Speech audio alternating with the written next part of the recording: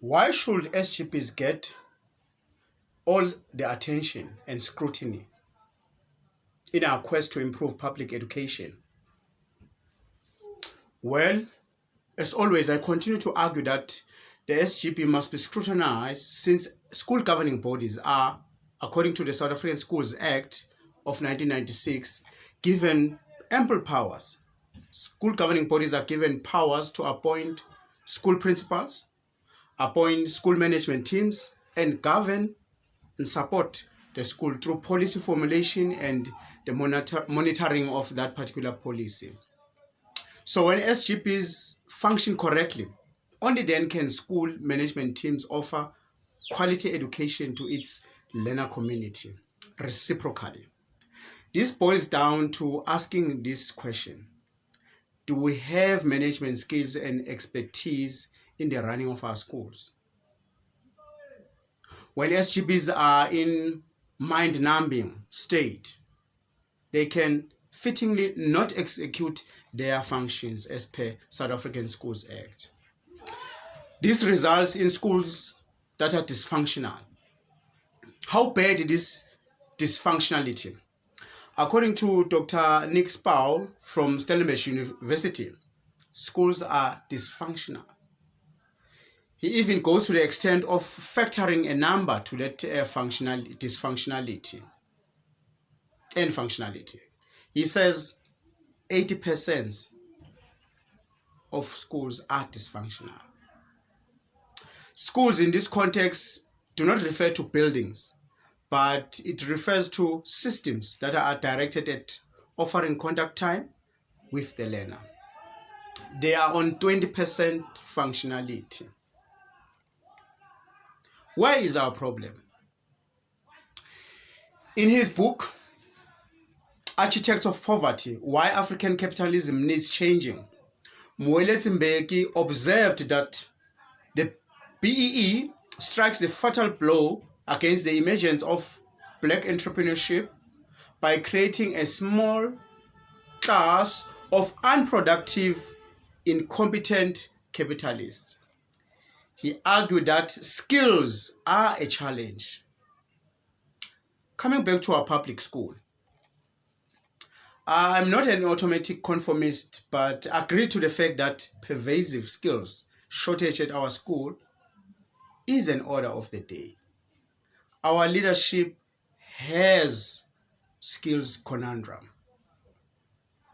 But worst of all the findings, this gives us mental ammunition to pinpoint causes in our poor national learner achievement.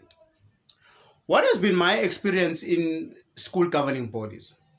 Well, the past 10 years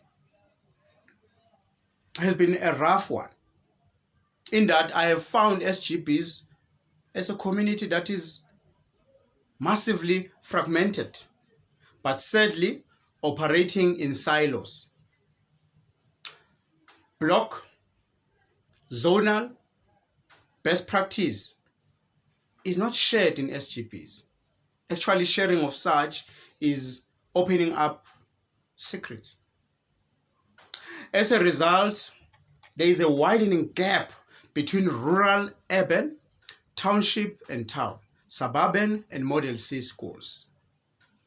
Also note that an indictment it is that even educators do not send their kids in the schools where they work at.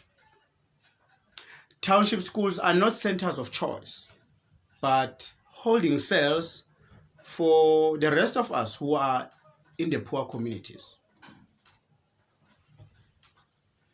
We learn a lot from case laws, and I'd like to quote one that has reference to our discourse.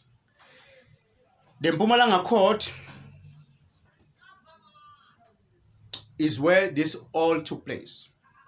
It was a city and ward school versus the education department of Mpumalanga. It is where it was found that the school is not an island, but is part of its obstinate local community. We can therefore deduct that if an SGP and its school functions effectively, and is functional. The surrounding community, as a provider of such parents who are members of the SGB, is functional and strong. When communities elect parents that cannot read or write into school governing body offices, we do not say that that is a reflection of that particular community. When communities elect parents that are yes boss, yes mefru, yes principal, we can deduct that that is a reflection of that particular community as the providers of such parents into such leadership role of school governance. So that particular community, we can fittingly say that it is a weak community. It is as if that community is saying, these lay parents are the best we can give you to look after our learners. Sad state. You will agree that the opposite is also true. So when we are strengthening the school governance, we are actually mitigating the effect of the current dwindling social capital. It's also correct that when we address human capital challenges in SGB, we are a step away in tackling the township economy where the school finds itself a player into. I think it was in 2015 where I read at an Exaro boardroom this note. The skills shortage, head where it matters the most, the bottom line. While everyone is fishing from the same skills pond, not everyone is contributing to it. So contribute to your school governing body. Make yourself available. Advise that you are available to be co-opted into the ailing school governing body agenda that we find today.